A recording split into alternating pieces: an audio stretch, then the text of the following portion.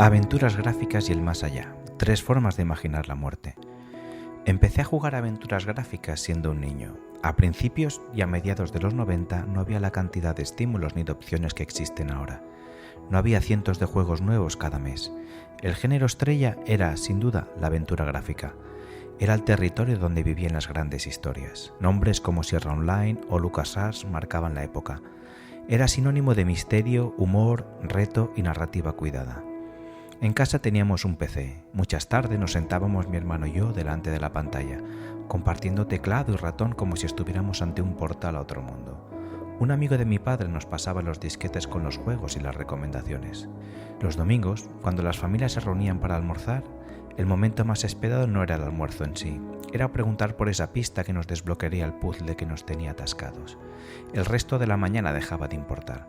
Solo queremos volver a casa para avanzar y descubrir qué pasaba después. Porque si algo define las aventuras gráficas es eso, la historia. El reto de combinar objetos, hablar con personajes, probar, equivocarse y volver a intentar no era solo mecánico. Era la forma de avanzar en una narración que te atrapaba poco a poco. Hay juegos mejores y peores, historias sólidas y otras que se desinflan, pero eso solo lo descubres cuando ya estás dentro. Curiosamente, el tema de la muerte y el más allá no era de mis favoritos en aquella época. Me atraían más el misterio o la aventura pura, entre ellos la mejor aventura de la historia, Monkey Island 2. Sin embargo, con el tiempo, cuando empecé a interesarme por lo invisible y a profundizar en lo que hay más allá de lo físico, volví a mirar estos juegos con otros ojos. Y también descubrí que se seguían creando nuevos, en un género que, a mi pesar, había caído en el olvido. Y fue entonces cuando algo cambió.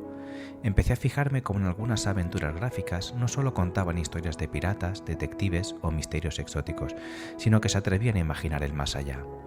Algunos juegos se atrevieron a ir un paso más allá. Algunas lo hicieron con humor y estilo, otras con intimidad y respeto, y otras desde una mirada más contemporánea. 3 ejemplos muy distintos, pero conectados entre sí, son los que te quiero compartir a continuación. Grim Fandango, cuando el más allá tenía estilo de novela negra. Lo primero que te llama la atención de este juego eran los revolucionarios gráficos 3D en una aventura gráfica. Era una pasada para su época. Recuerdo lo impresionado que quedé la primera vez que lo vi. No parecía un simple juego, era casi una película interactiva, y el doblaje en castellano, fantástico. LucasArts cuidaba mucho el mercado español, y eso se notaba. Las voces encajaban con los personajes, con el tono y el ritmo de la historia. Fue la primera vez que tuve un acercamiento tan potente al concepto de la Santa Muerte, y aún más allá tan elaborado. La forma en que el juego mezclaba la tradición, simbolismo y aventura lo hacían único.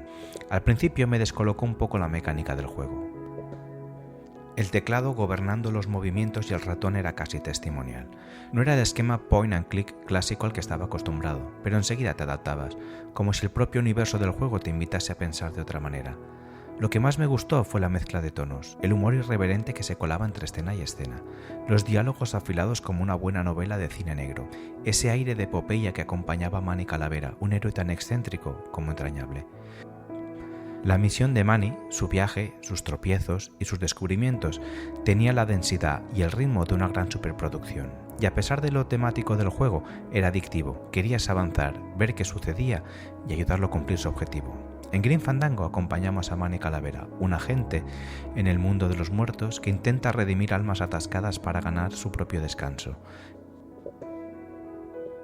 El juego transcurre en una versión estilizada del más allá, inspirada en el Día de los Muertos, con escenarios que van desde oficinas burocráticas hasta caminos desérticos y ciudades de neón. Grim Fandango convierte la muerte en un viaje. No es un final abrupto ni una idea abstracta. Es un tránsito con etapas, obstáculos y decisiones. Algunas almas avanzan, otras se quedan atascadas, algunas necesitan ayuda. El juego no trata el más allá con miedo, sino con estilo, humor y humanidad, y quizá ahí está su fuerza. Porque al final, incluso después de morir, los personajes siguen siendo quienes eran, con sus dudas, sus errores y sus deseos.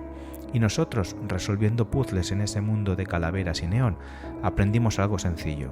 El tránsito, como cualquier aventura, se atraviesa paso a paso. The Blackwell Series. Otra de las sagas que me impactó profundamente fue The Blackwell Legacy, la primera entrega de la serie Blackwell. En aquella época yo empezaba a adentrarme más en el mundo de la espiritualidad. Fue también por entonces cuando alguien me dijo algo que me dejó descolocado. ¿Sabes que eres medium? Aquella frase me hizo dudar, no sabía si tomármela en serio o dejarla pasar, pero al mismo tiempo comenzaron a sucederme experiencias que me hicieron al menos no ignorarla del todo. Por eso este juego me tocó de manera distinta. La protagonista, Rosa Blackwell, descubre de repente que es medium, que tiene un guía espiritual, Joy, que la acompaña y la ayuda a interactuar con almas que no han podido cruzar. El paralelismo me impactó.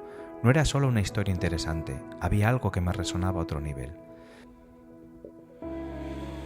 Más allá de su estética retro-pixel, con ese encanto nostálgico tan especial, lo que me atrapó fue su enfoque. La saga no trata al más allá desde la grandilocuencia ni desde el espectáculo, lo aborda de una forma más íntima, más cotidiana, podríamos decir.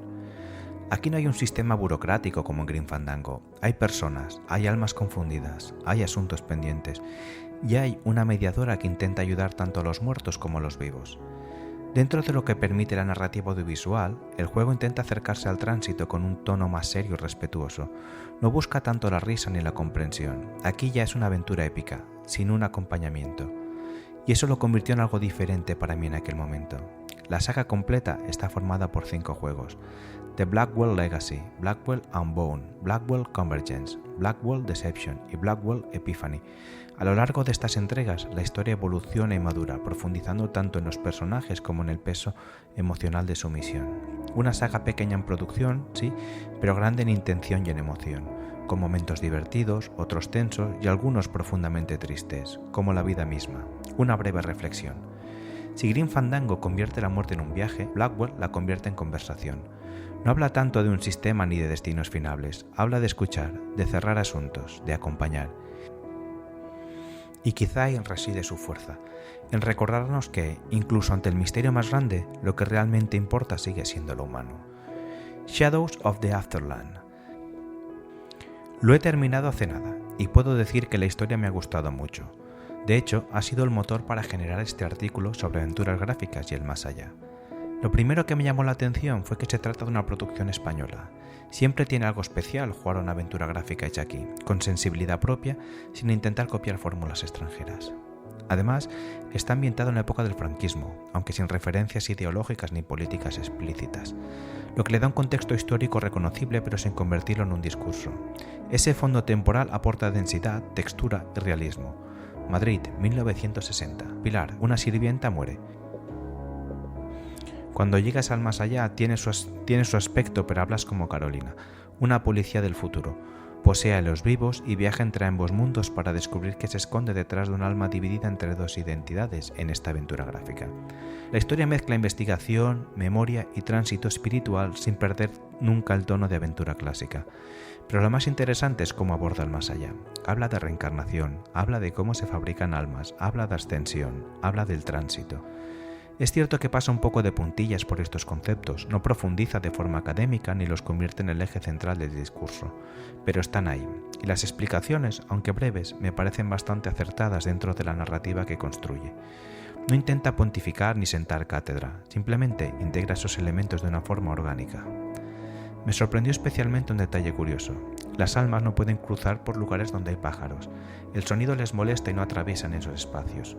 Puede que sea un recurso jugable para limitar el escenario, o puede que esconda algún simbolismo más profundo, no lo sé, pero me llamó la atención. Es uno de esos pequeños matices que hacen que el mundo se sienta pensado, y la historia está muy bien hilada. Eso es lo que más valoro. No es un juego que use el más allá como una simple excusa estética, lo utiliza como motor narrativo. Todo encaja, todo tiene una razón de ser dentro del conjunto. Una sensación tranquila.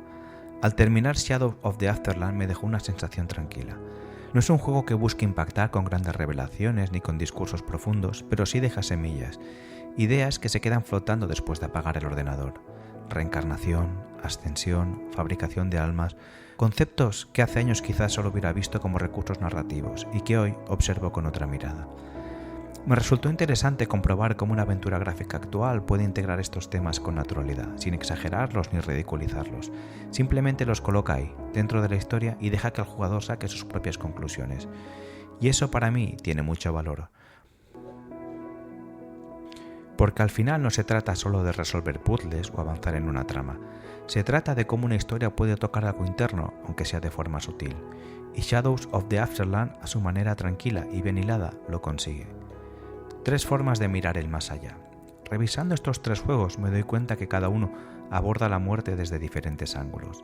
Grim Fandango convirtió la muerte en un viaje épico, estilizado y lleno de profundidad. The Blackwell Series la transformó en acompañamiento, en escucha, en mediación entre mundos. Shadows of the Afterland la presentó como una estructura invisible que sostiene la realidad. 3 formas distintas de abordar el mismo misterio. Es verdad que hoy la aventura gráfica ya no ocupa el lugar central que tuvo en los años 90. Ya no es el género estrella, se mueve en el terreno más indie, más discreto, más para quienes seguimos disfrutando de estas historias pausadas y del reto intelectual. Pero quizá ahí esté también su belleza, porque las aventuras gráficas nunca fueron solo acción o espectáculo, fueron conversación, fueron narrativa. Y cuando el escenario es el más allá, el juego deja de ser solo entretenimiento, se convierte en una forma de explorar preguntas de que una manera u otra todos nos hemos hecho alguna vez. ¿Qué hay después? ¿Es un viaje? ¿Es un tránsito? ¿Es un sistema? ¿Es simplemente otra etapa? Tal vez el género ya no esté en la primera línea de la industria, pero sigue siendo un espacio fértil para contar historias profundas, arriesgadas y diferentes. Y para terminar, me gustaría saber algo. ¿A qué aventura gráfica jugaste tú? ¿Recuerdas alguna que tratara del más allá, lo invisible, lo espiritual de una forma interesante? ¿Hay algún título que debería descubrir? Déjamelo en comentarios o escríbeme. Siempre estoy abierto a nuevas recomendaciones y quizá este artículo sea solo el comienzo de una pequeña serie.